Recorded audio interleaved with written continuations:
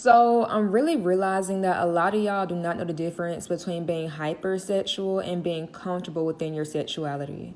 Even if we look at the word hypersexual, we can see that something is wrong there. Doing something overly, hyper doing something is never a good thing.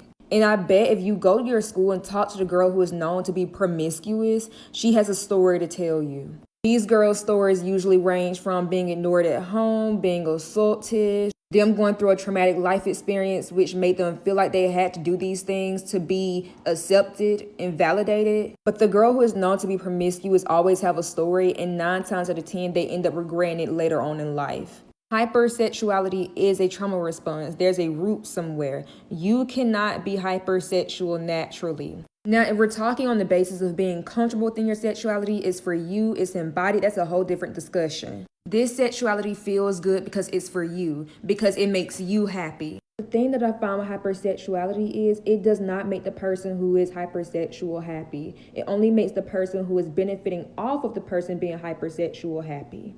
Continuously call these girls empowered and liberated and confident when they're usually 9 times out of 10 the opposite of it. These girls are usually traumatized, they're usually hurt, they have unresolved past traumas, and they use their hypersexuality as a way to cope.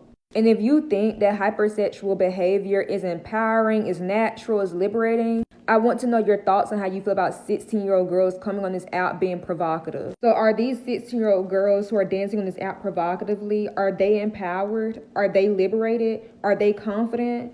And if you say yes, I need to side-eye you.